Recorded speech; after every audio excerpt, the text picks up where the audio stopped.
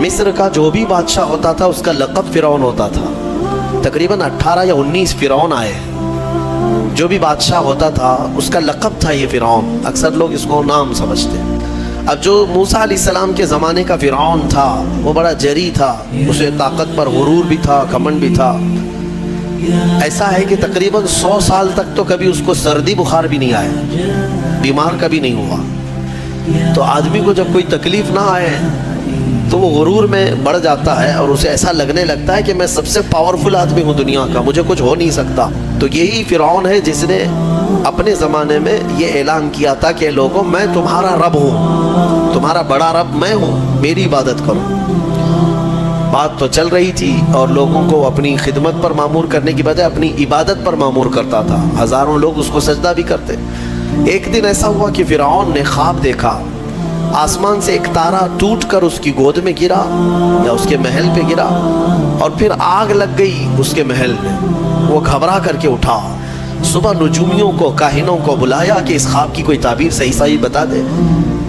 बहुतों ने अलग अलग ताबीरें बताई। फिर जो बड़े माहिर नुजूमी थे उन्होंने कहा कि इस ख्वाब की ताबीर ये है कि बनी इसराइल ख़ानदान में एक बच्चा पैदा होगा जो तेरी सल्तनत को हिलाक कर देगा, तेरी सल्तनत के हिलाक करने का बाइस बनेगा।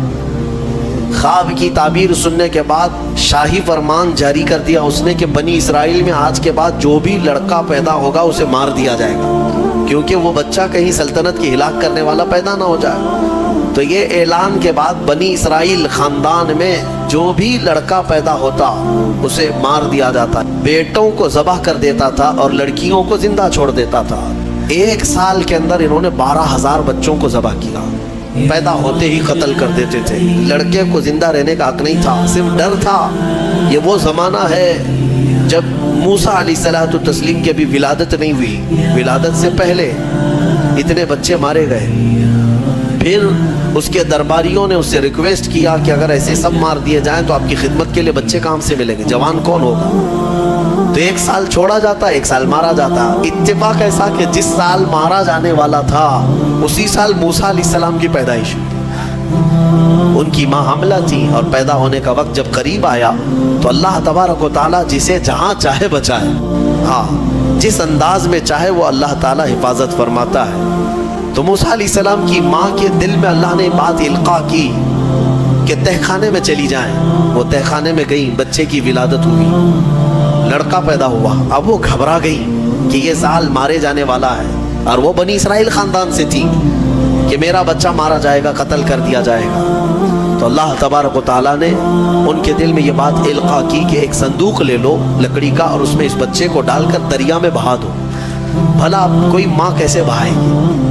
लेकिन अल्लाह ताला फरमाता है वरबतना अला क़ल्बिहा, हमने उनके दिल को मजबूत कर दिया था। जब अल्लाह ताला किसी के दिल को मजबूत करता है तो बड़े बड़े काम कर जाता है। उनकी माँ संदूक में रख करके बच्चे को एक दरिया के किनारे डाल देती हैं, बहा देती हैं और अपनी बड़ी बेटी को कहती हैं कि देखते रहना ये संदूक कहाँ जाता है। मूसा अलैहिस्सलाम की जो बड़ी बहन थी वो देखती हुई जा रही थी उस संदूक के पीछे। संदूक बहते बहते बहते एक बागीचे के किनारे लगा। वो बागीचा फ़िरौन का ही था और फ़िरौन की बीवी वहाँ पर टहलने के लिए शाम के वक्त आया करती थी।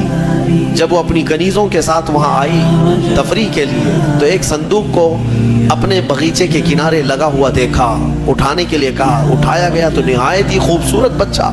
अल्लाह ताला नबियों को खूबसूरती दिया ही होता है। फ़िरौन के घर में कोई बच्चा नहीं था, औलाद नहीं थी। तो फ़िरौन की बीवी ने उठा लिया और कहा कि लाओ ये बड़ा खूबसूरत बच्चा है, हसीन बच्चा है, और अपने महल ले आई। फ़िरौन से कहा कि आज समंदर में, दरिया में बहता हुआ एक बच्चा किनारे पर आ लगा, मैंने उसको उठा लिया है। फ़िरौन ने कहा कहीं ये बच्चा तो नहीं जो मेरी सल्तनत को हिलाक करने का सबब बने। बीवी ने कहा ऐसा कैसे हो सकता है, वो तो बनी इसराइल ख़ानदान में पैदा होगा, ये तो किसी दरिया से बहता हुआ आया है, पता नहीं कौन से मुल्क से आया, कहाँ से आया।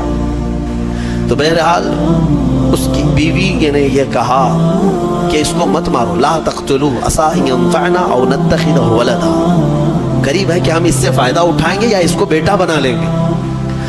बीवी की बात पर राज़ी हो गया।